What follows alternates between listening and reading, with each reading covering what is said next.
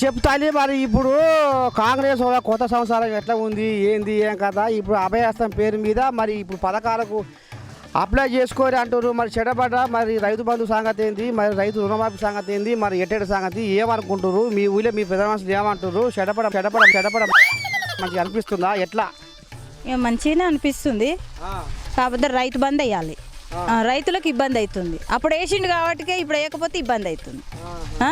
ఇది వేయాలి. 2 లక్షలు మాఫీ చేస్తాడు. ఆ ఆశతోటి కొంత గెలిపించారు ఆయన.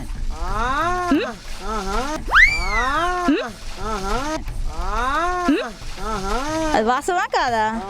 అదొకటి. ఈ 2 వేయాలి. 500లకు గ్యాస్ ఇస్తా అన్నాడు.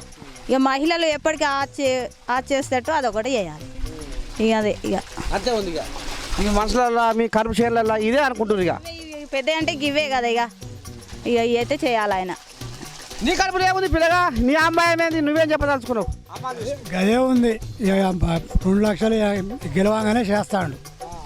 చేస్తాడా అన్నాడుగా? చేస్తాడగా? చేస్తాడు. ఇంతవరకు చేస్తాడా? చేస్తాడా?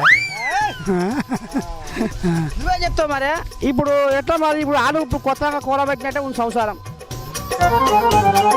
ఎందుకంటే ఇప్పుడు ఏర్పడే సంవత్సరం ఎట్లా ఉంటుంది? ఇక మరి పుట్టాడు ఆపు తెలంగాణ నెత్తి మీద పెట్టినట్టుగా ఉందాట. మరి ఇక చెడ్డా పడ్డా ఏంది ఏం కథ అన్నట్టుగా ఉంది. మరి నువ్వేం చెప్పదలుచుకున్నావు? ఇప్పుడు నేనేమంటున్నా అంటే సరే గతంలో అయింది అయిపోయింది జరిగింది అప్పులు ఉన్నాయి అదంతా ఇప్పుడు దాన్ని విప్పితే తెలుస్తుంది.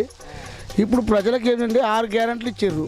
6 గ్యారెంట్లలో ఇప్పుడు ఫస్ట్ ప్రతి ఒక్కరికి ఇదివరకు ఏ విధంగా అయితే కారుకు దున్నకాల మీద ఎట్లా పైసలు పడేదో ఆ విధంగా ఏదైతే నువ్వు రైతు బంధు అన్నావో అది వేయాలి కంపల్సరీ.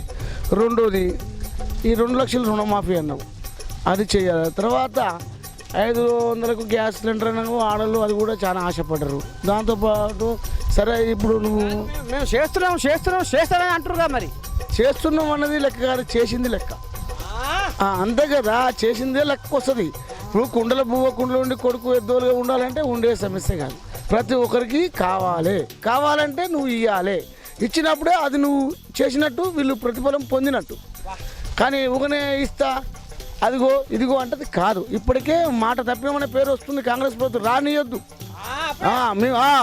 మేము అంటారు అప్పుడే. ఏది ఇప్పుడు ఈయన పని ఈయన ఏం చేసిండు? గెలిచిందాక ఇట్టే మాట్లాడిండు, కథం గద్దె ఎక్కిండు, మాకేం లేదు అనే కాడికి వచ్చింది. ఇప్పుడు ఆల్రెడీ మేము నమ్మి కాంగ్రెస్ ప్రభుత్వానికి ఓటు వేసినాం. కేసీఆర్ని ఓడగొట్టాలనే ఓడగొట్టినాం. ఎందుకంటే మాకు ఆయన పాలన మీద కొన్ని చేసేది కొన్ని చేయని మాడతా ప్రజలలో రిస్క్ వచ్చి ఆయన మీద విముక్తి పుట్టి తీసిపారేసినాం.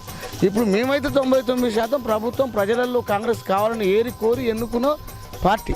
ఏరుకున్నప్పుడు దాన్ని కూడా మమ్మల్ని కూడా అదేవిధంగా ఏదైతే 6 గ్యారెంట్లు అన్నావో ఆ గ్యారెంట్లు మహాలక్ష్మి అన్నావు, ఉన్నవారికి 5 లక్షల ప్లాట్ ఉన్న వాళ్ళకి ఇస్తున్నావు, ఏది అన్నావో అవి నిలబెట్టండి, లేనియద్దు అన్నవారు. ఇప్పుడు బువ్వ ఉడికేదాకా ఉన్నారు, సల్లారి దాకా ఆగలేరా ఈ జనాలు? చల్లకుండా ఆగలేదంటే ప్రజలలో అట్లా ఉంది. చచ్చిపోతుండేగా వచ్చడంలో ఎమ్మటే నేను మాఫీ చేస్తానే 2 లక్షలు రుణమాఫీ అవి చేయకనే పాయ్. సరే బిడ్డలారా, మరి చూస్తున్నారు కదా. మరి ఇక ఈ పలివాడకు వచ్చిన రామన్నపేట మండలం భువనగిరి జిల్లా ఇక పలివాడలో అడుగు పెట్టినా మరి ఇక పలివాడ పాయకార మరి ఇక రైతులు గా రకంగా మొత్తుకుంటారు.